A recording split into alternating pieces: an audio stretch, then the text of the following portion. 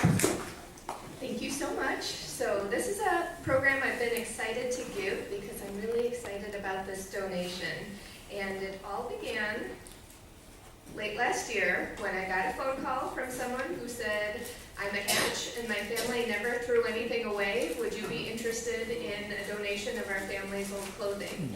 And I said, yes, I love old clothing. I knew the Hatches. One of their forebears was Ozias M. Hatch, who was the Secretary of State of Illinois during the Civil War. He was married to Julia Enos, who was a daughter of Paschal Enos, who was one of the founders of Springfield.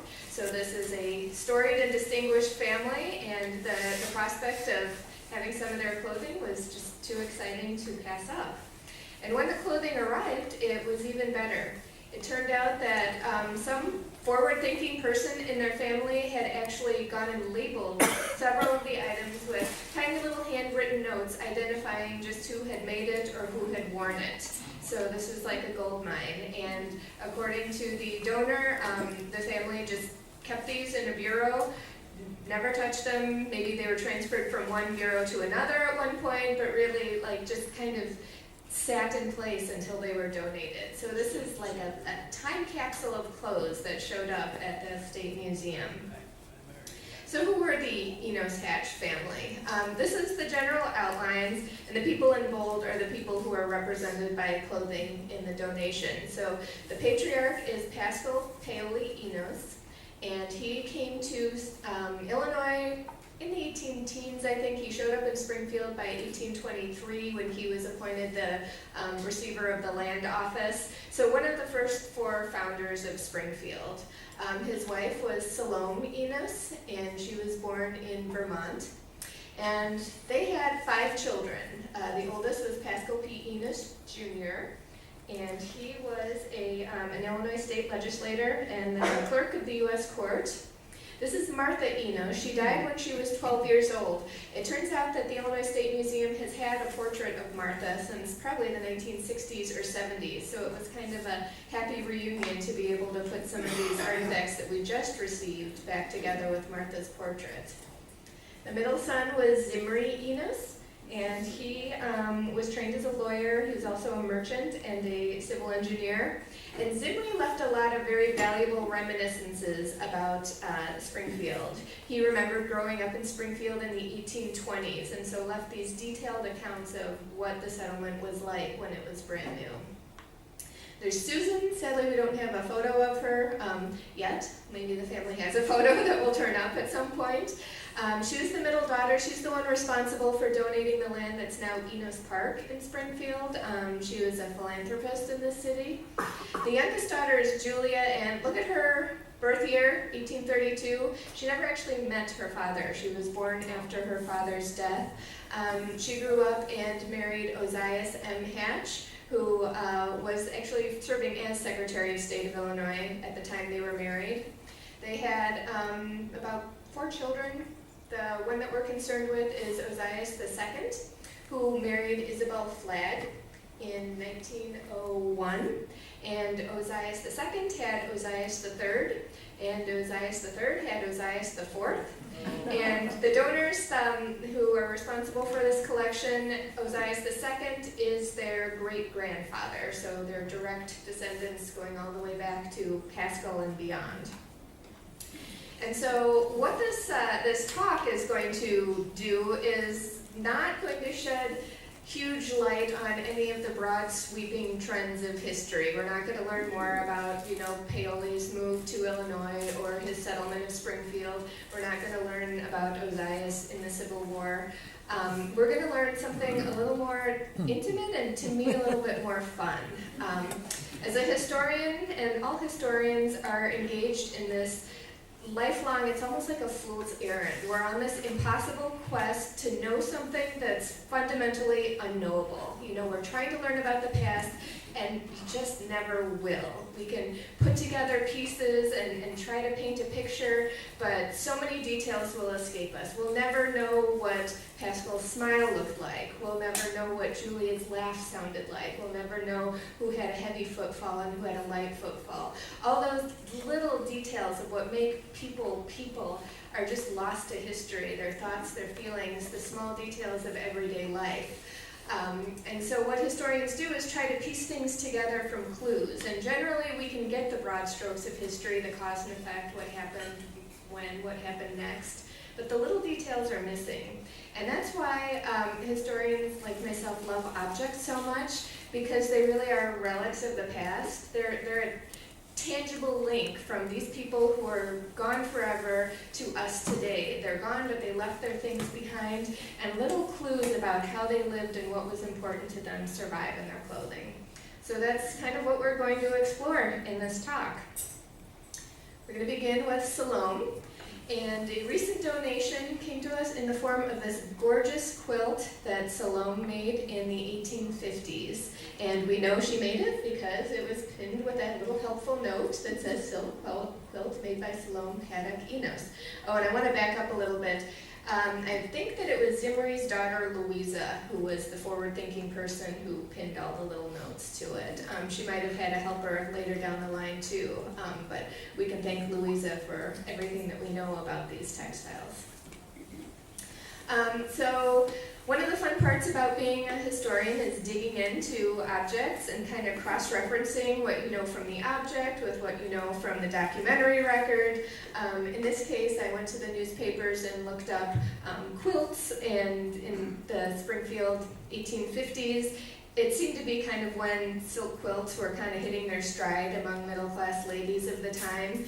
This kind of coincides with Salome's life story, too. By the 1850s, most of her kids are grown. She doesn't need to take such an active hand in bringing up 5 children and managing her household, which she did as a widow, by the way. She was widowed at a fairly young age with 5 small children to raise. Her husband had left a very complicated estate that she needed to untangle. She actually hired Abraham Lincoln on several occasions to untangle her estate for her. But by the 1850s, she seems to, she's done her duty, raised her kids, she has some time to make these quilts. And her exceptional skills as a seamstress are on display in this textile. And this is something that we're going to be displaying come February in a new exhibit called We Are Illinoisans. So I hope that you'll come out and check it out in person at that time. And then there's the star of the show is the shirt. And if you haven't been over to the Bicentennial exhibit, I hope you'll go and check that out. It's currently on display right now. Again, came with a helpful little note that said, wedding shirt of father's made by Grandma Enos. So if this is Louisa talking, she's talking about her father Zimri's wedding shirt made by Salome Enos. And first of all, this was just such an exciting find because men's shirts don't survive in the same numbers that women's clothing do. They're not, it's not a beautiful or exquisite garment, and people were necessarily kind of frugal and thrifty, and a lot of times shirts like this would have been cut up for bandages, turned into rags, passed into someone, just simply worn out. So the fact that this survives is amazing. The fact that we're able to identify who made it, who wore it, and we know that Zimri was married on June 10th, 1846, so we know exactly the day that he wore it is incredible too. And shirts like this were kind of a basic garment of the 18th and 19th century.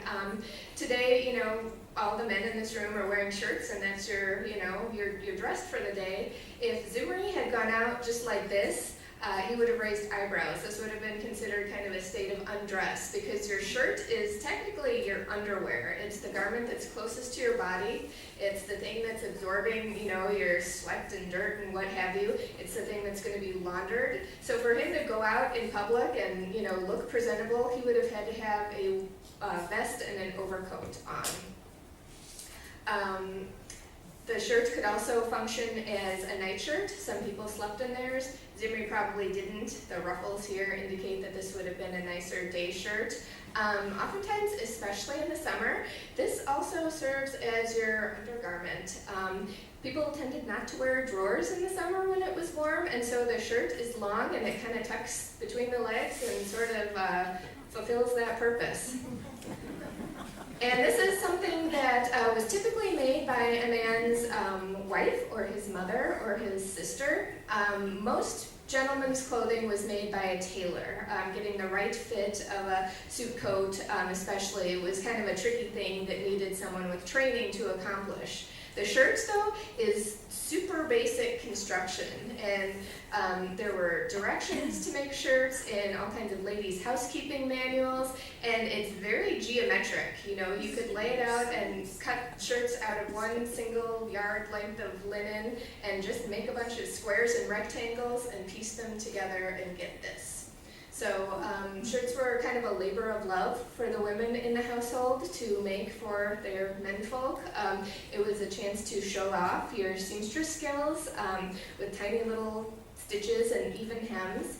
And Zimri shirt is, if you were to look at it, the stitches are almost invisible. I mean, Salome is picking up like 1 or 2 threads per stitch as she's sewing. It's incredible, and it's a wonder, you know, her eyesight didn't give out on her. So this shirt is made in a classic style. If we go back here, you'll see these gussets. This is to permit range of motion on the garment underneath the arm. And it's also reinforced here. This is a shirt that, because it's a basic foundational garment, is going to take a lot of laundering, and so it needs to hold up in areas that receive the most wear. So it's actually reinforced under the arm, reinforced here at the shoulder. It came, one of the awesome things, again, one of those little connections to the past, was it came almost crunchy with starch. This had clearly been, you know, starched into smoothness, and the collar was still standing. You know, this is exactly how it came to us, which indicates that, you know, he's wearing the neck cravat that was very appropriate neckwear for the 1840s. And this is the identifying detail that let us know exactly who father was. Z.A. Enos, the little monogram, and the number 6.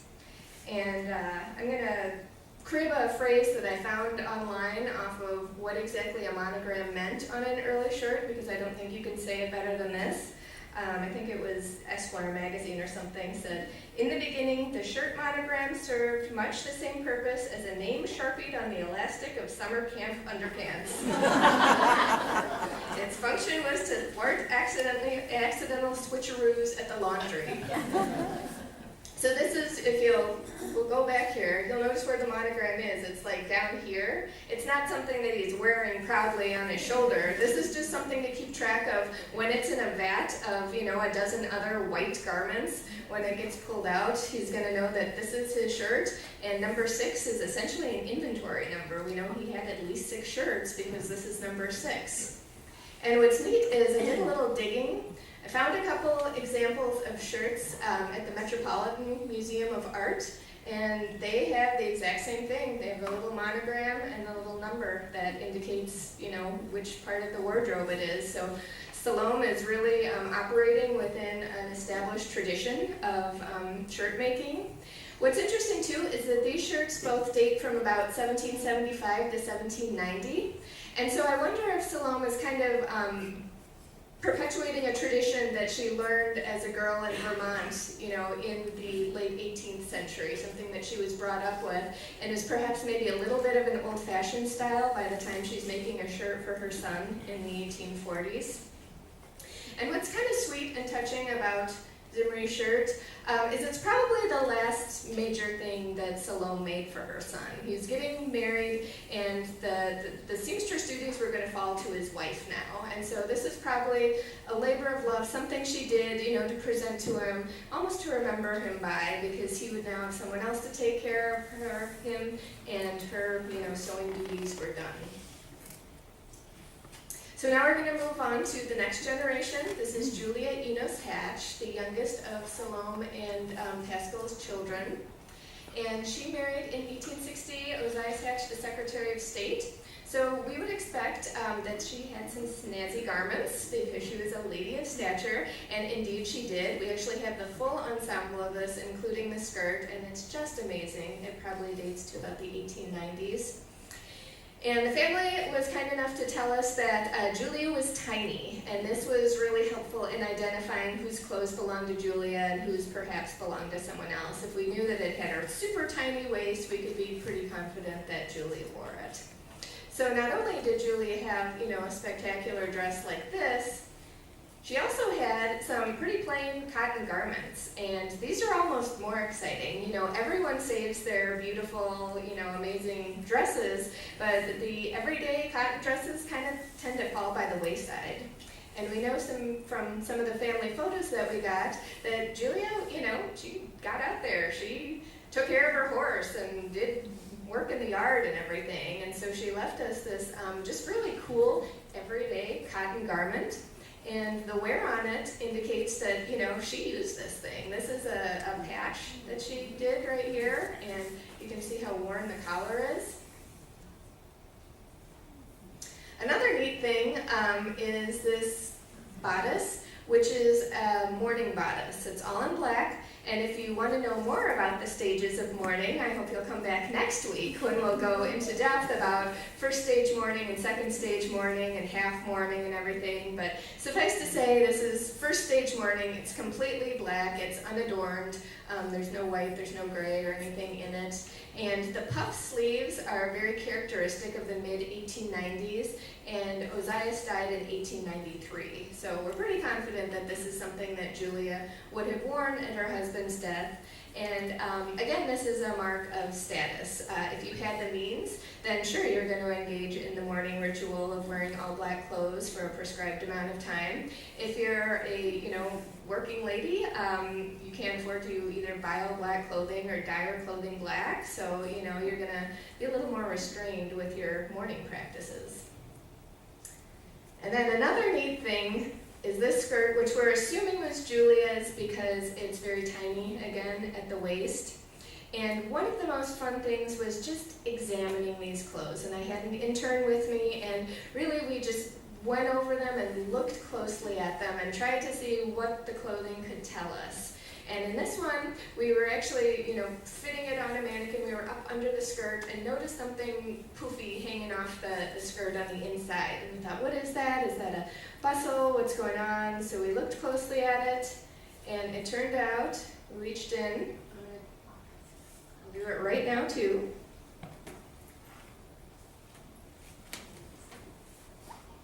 It's a handkerchief.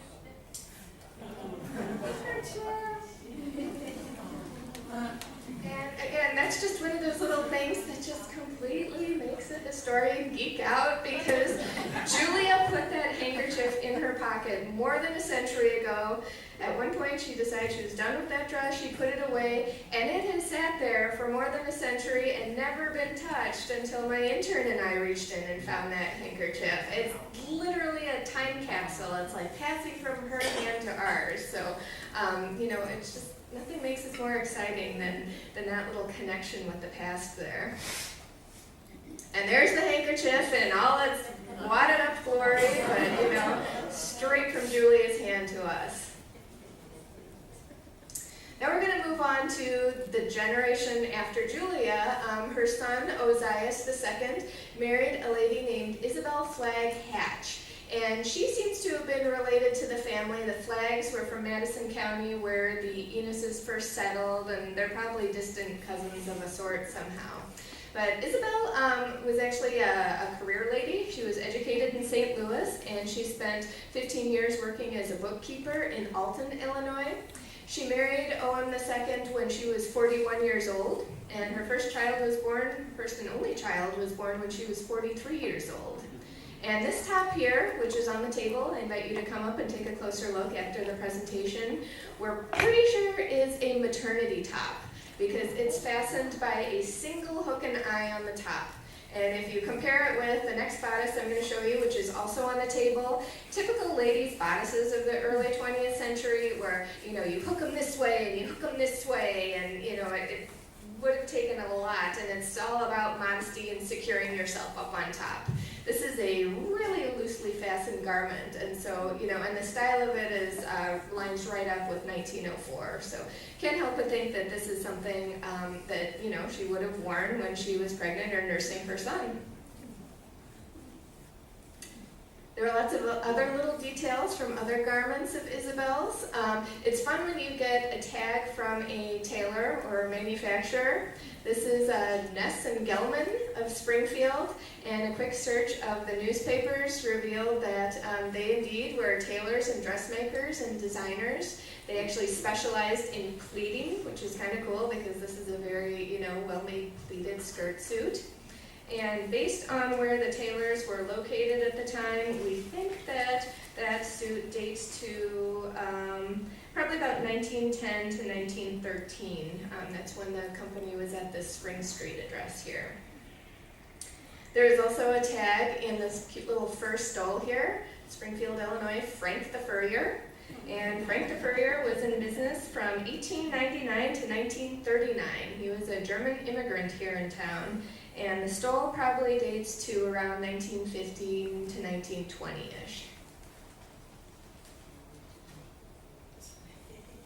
So this is the bodice that we can compare with the maternity bodice. When you get up here, you'll see just how many hooks and eyes it took to secure this thing.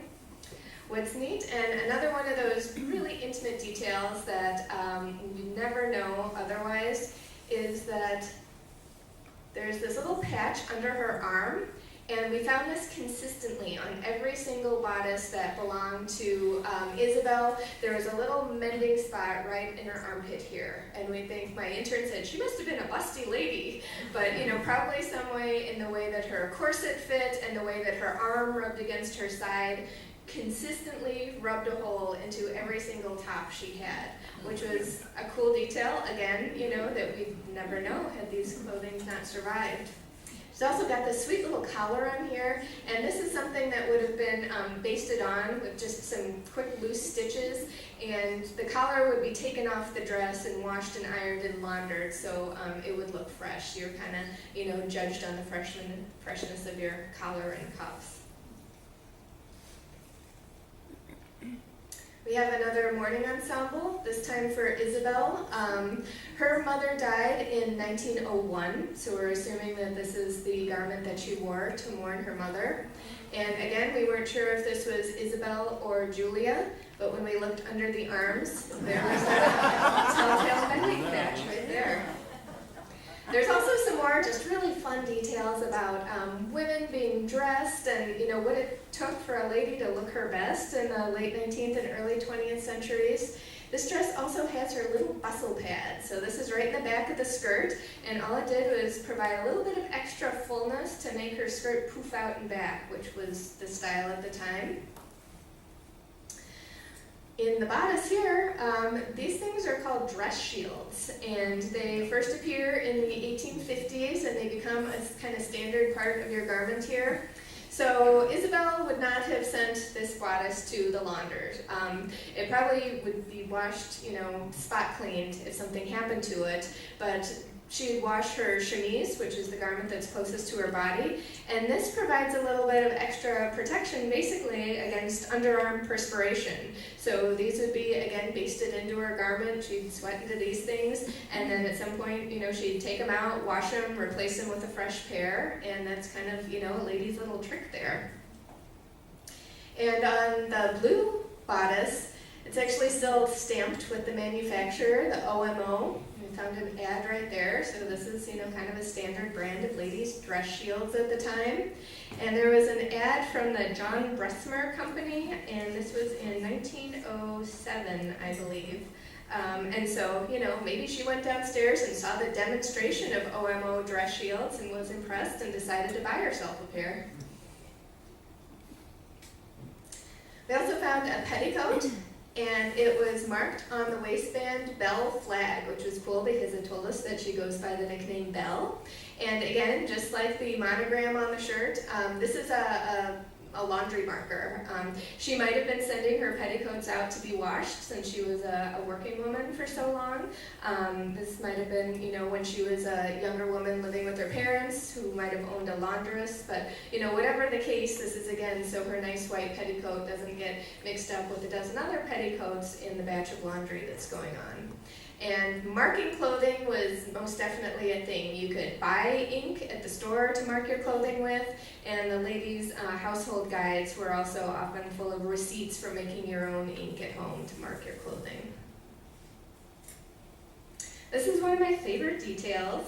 This is a pair of Isabelle's socks, and this is her nice pair of silk stockings. And we know this is her nice pair of silk stockings, first of all, because it's silk, and silk was kind of, your high-end stocking material at the time.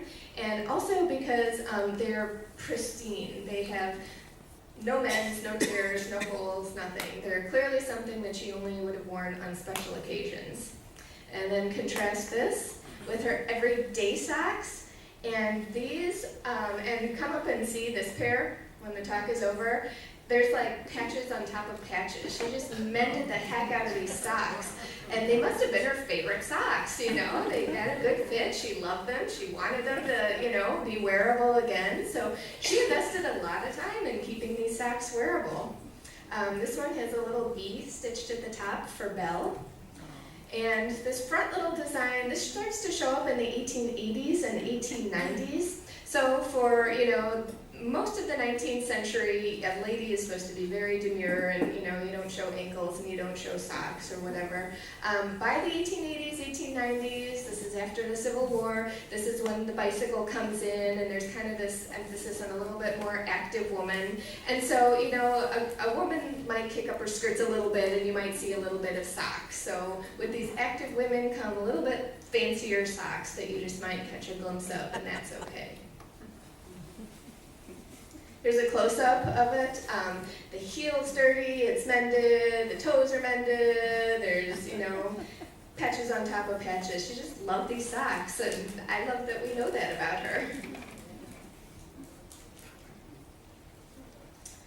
We have another pair of her black socks. Oops, I gave it away. Another pair of her black socks, which have lots of mending at the top here. Another B for Belle. And there's these holes at the top of them, and this is something that my intern actually figured out. Why are there holes at the top of her socks and why all this mending at the top? And it's because she was wearing garters like this to hold her socks up.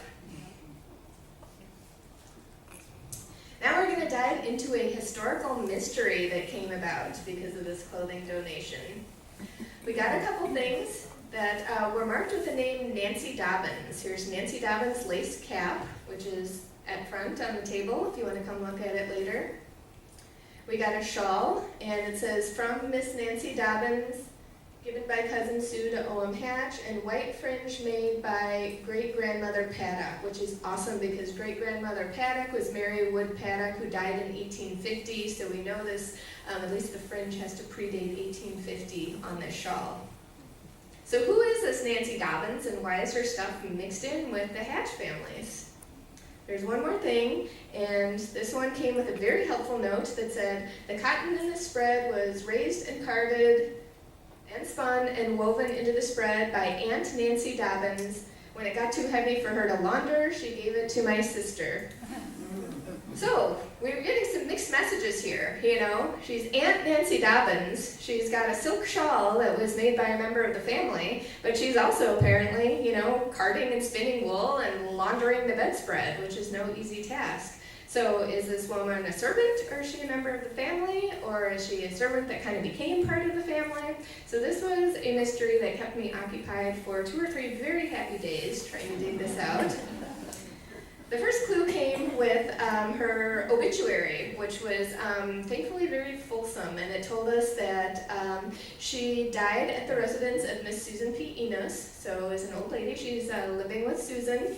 She had come to Illinois in 1825 with the family of Mr. Rowe and continued her residence. At the age of 18, she became a member of the family of the late Paschal Enos, and for more than half a century, she discharged with unwavering faithfulness all of life's duties and was loved, honored, and respected by all who knew her. Which is, again, so vague. It's so on the border of, was she a family member? Was she a servant? A tiny clue here on her gravestone is the anchor, which is a symbol of faithfulness, which could be a subtle nod that she had faithfully served the family all that time. But if we go to our next line of inquiry, the censuses here. So here's the 1850 census. Salome's on top, Nancy's on the bottom, which kind of indicates this is where the servants occupy their, are found on the census. But this is the occupation line, and she is not listed as a servant. And that's a significant omission. A decade later, she's living with son Pascal, and now she's the second line here, which is usually where the lady of the house is listed. But again, she's got no occupation listed. By 1870, she's down again at the bottom. And then by 1880, she's listed as a boarder. So again, very, sort of nebulous relationship. We have some more clues about her. In the 1830s, she was listed in the kind of dead letter notice, which meant she had a letter waiting for her at the post office, and at that point in time, the recipient paid the postage, not the sender, so the post office wanted you to come and collect your letter and pay for it. So we know, she was literate, and someone was sending her letters.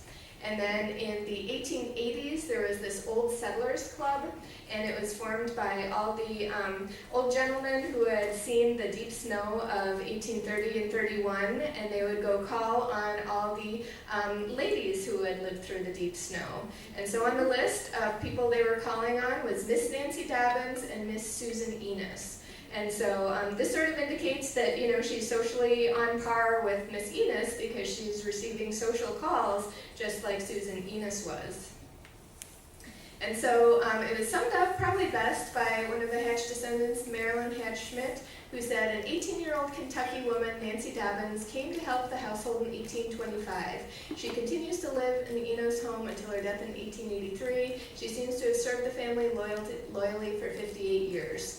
So my best guess is that she came to the household as a servant and kind of became part of the family along the way. And she might have been kind of like the, spinster aunt that maybe did some of the housework but was in the family, kind of occupying this sort of quasi half-step status where she wasn't entirely family, but she was treated pretty close to it, but she was still doing their laundry. Questions remain.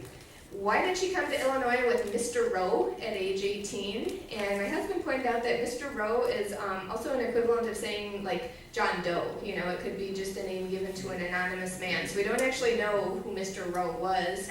And why is an 18-year-old girl leaving her home state and her family and coming to a different state with this guy? And if we go back, one thing it does indicate race, I think here. I was like, well, is she African American? Was she brought as an indentured servant? No, she was a white lady. Why did she join the Enos family? What happened with Mr. Rowe that she came to Illinois with him, and within a year she wasn't with his family anymore? And how did she hook up with the Enos family? Here's a big one. Why didn't she marry? In early Illinois, men outnumbered women by a tremendous degree, and any woman who wanted to get married, would have had like 3 men to every woman. So, presumably she could have been married unless there was something about her that made her kind of unmarriageable, which we'll never know. And again, what was her status in the household, and how did it evolve over time? And these are questions that we'll never know, but what we do know is that Nancy Dobbins was a member of the Enos household, and this is something that would have been lost to history unless you happen to blunder across her 1883 obituary, or, thanks to the family having preserved her items the way they did. So we have some late-breaking additions. I had put together this entire presentation, and then there was a second wave of donations that showed up and caused me to do some research all over again and get excited all over again. This is the bounty spread out on my work table. It's like Christmas when the box opens up and you see what shows up here. So one of them is, there's a set of 4 daguerreotypes that showed up, and so the big question was, is this Nancy Dobbins? And I got so excited because this clothing style suggests somewhere between 1846 and 1850, and Salome at this time is in her 50s or 60s, so it's not Salome, and there's just not that many women in the family. The daughters would have been teenagers at the time, and she's too old for that. So the question kind of came down to, is this a woman in her 20s or is it a woman in her 40s? If it's a woman in her 40s, it might well be Nancy Dobbins. But then it wasn't, but I'll explain how it was. It's a big bummer because I really would have loved to see Nancy's face, but ultimately it's not. There's also this gentleman here, and he was a little more dateable. You know, we know he's, again, about 1850. He doesn't have the, like, high cravat, so it's later than the 1840s. But in the middle and late 1850s, men's hair got really weird. There was this fashion for this big, like, vertical poof on the top, which he doesn't have. So somewhere around 1850 is a good date for him. Fortunately, there are photos of the, male members of the Enos family. So this is young Zimri Enos. This is taken about 1846. This is older Zimri Enos. This is taken, 1880s, 1890s. And so, I don't know about you, but I'm convinced the chin is kind of distinctive here. There's something very familiar in the eyes. So I feel like 95% certain saying that this is Zimri Enos. Which is cool because, this is his shirt and this is him, right about the time he wore it, just a couple years after he was wearing that shirt. Clearly it's not the same shirt because, it doesn't have the ruffles or the collar. That would have been a total home run. So this leads me to think that the lady is not Nancy Dobbins, but Zimri's wife, Agnes. And the evidence for that is that the set of 4 photos lines up pretty well with an 1850s family photo session. We know this is Zimri, taken about 1850. This is taken in 1850, the Enoses had 2 kids, Pascal P., who would have been about 3, and George, who would have been about 1, which looks pretty good for these 2 kids here. So what I think is happening is, this is the family photo session, and back in the day, I guess you could get them all taken together, but, you could also get them taken individually. So I'm pretty comfortable saying that this is Agnes, and she's about 25.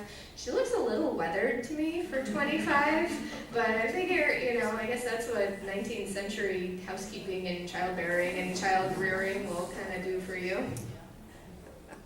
And by the way, when you come up and look at this in person, this baby is almost invisible. Our photographers are amazing. They kind of played with the lights and angles in such a way that they were able to capture an image of the photograph that actually shows the detail. And it's beautiful. It's hand-tinted. The dress has been tinted blue. The cheeks are rosy. You can even see the detail of the textile that he's standing on. And you're not going to see that in the real-life daguerreotype. These daguerreotypes are done on a silvered frame, so they've got kind of a mirror-like quality. You have to look at them at the right angle to be able to see the image, and they're really vulnerable to tarnishing, which is what happened to this poor kid here, too. Another thing we got was this beautiful painting, and this is probably a theorem painting, which is a 19th century technique. It involves stenciling and kind of painting within a stenciled outline. And so I put this out to the hive mind of my graduate school cohort and said, I just got this. I knew that theorem painting was popular in New England. I said, could this have come from New England? The family got here about 1815, and they said, no, this looks kind of mid-Victorian to me, probably, Midwestern and mid-19th century. And I said, well, could it have been painted by a girl who was born in 1832? And they said, yes, bingo.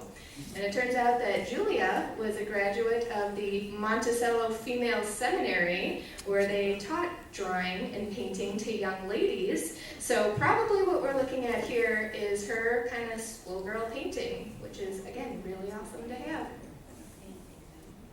And then the last thing, just like the shirt was the, wow item of the first wave of donations, we got this glove, helpfully attached with a little note, glove worn by Miss Mary Paddock to a Lafayette ball in St. Louis. So the Marquis de Lafayette, when he was making his big American tour in 1824 and 1825, stopped in St. Louis for one night only on April 29th, 1825. The city of St. Louis didn't pony up to throw him a ball, so private citizens had a ball for him at the Mansion House Hotel, and guests kind of had to pay their own way to go. But Mary Paddock, who was living in Madison County, Illinois at the time, was apparently there and wearing a pair of gloves. And little internet digging revealed the fact that these were a pretty common souvenir at the time. Lafayette's face was on everything. You could buy a pitcher, or a plate, or a dish, or a ribbon, or whatever, and ladies' gloves. And there's the story about how a lady in Philadelphia was wearing a pair of these gloves and presented her hand for the Marquis to kiss, and he was like shocked to be looking at his own face on the glove, and he put her off with some kind of murmured comment about like, oh, I don't care to, kiss my own face or anything.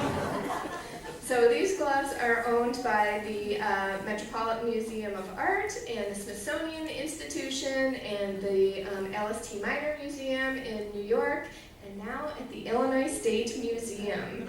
And you'll notice that the little picture we have is different from any of those. So as far as I know, this is the only version of that glove that survives. And so just incredible that we have something so early tying us to such a cool national event right here at the museum. So that's all I have for you. I am happy to take any questions that you might have.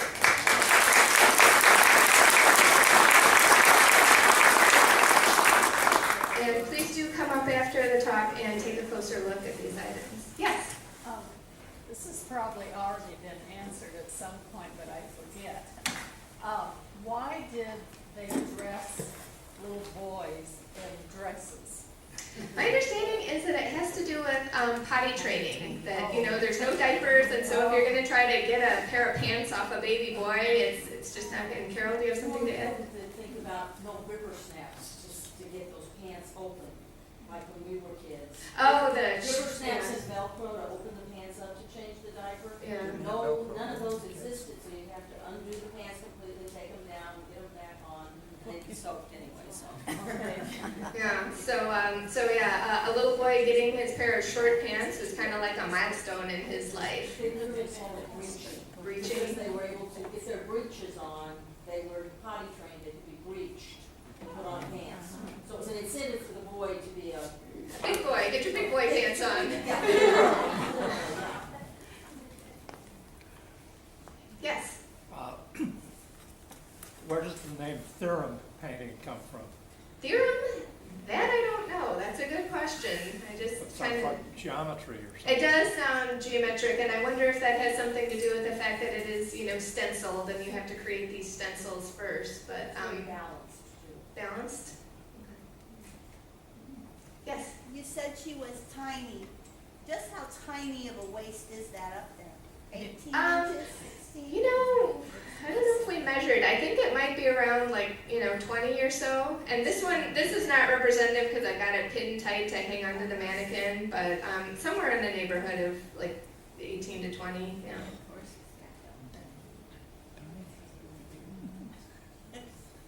Yes? Two questions. Was that handkerchief in a pocket in the dress? Yes. And what kinds of pockets did women have in their clothing in the 19th century? They really didn't. Occasionally you might find a sort of slit in your gown that you could reach in, and there might be a pocket in your slip, but there's been entire articles written about kind of the gender disparity, about, men have pockets, which means, they can secret things away, but women didn't have pockets because they weren't supposed to have, little secret possessions or carry money. And Carol? Well, I would add my family story. My mother, who was born in the 20s, talked about the old women coming to visit, and if there were no men around, they would lift their skirts and take their pipes out of the pocket on their petticoats. Because they kept their pockets in their petticoats, and that's where they kept their pipe and tobacco. But they'd only do it if there were no men around. That's awesome. I'm sorry, did you have a second question or a follow-up question? Okay. Yes. I was going to comment, excuse me, I did some research, we were in a folk institute, and the research I found said that women were not allowed to have pockets because it deterred from the attractiveness of their gowns, etc. because of it all. What? And that's why pockets were. Great. Yes. Test you to see, I thought I've heard the story about, what's the story behind pin money? Isn't there some sort of a tradition behind pin money being money that was kept in a special purse Huh. That was the money you used to buy your pins. Oh, is that what Because that, pins were okay. very expensive. I thought it had to be pinned, that's, okay, never mind. Any more questions? Yes. The fur, what kind of animal is it from? Boy, I don't know. That's out of my depth there. Maybe when our Meredith, I'd have to. Would you be able to tell from the slide? And, Dark like that makes you think of like meat, but there's no other possibility. and how hard is it to preserve old furs? Any ideas, Meredith?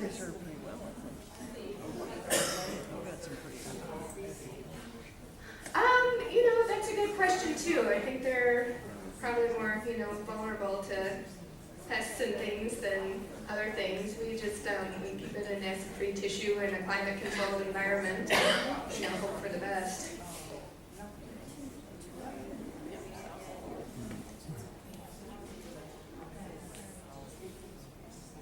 Great. Well, if there's no further questions, then please come up and ask me if you want to talk to me personally, and come check.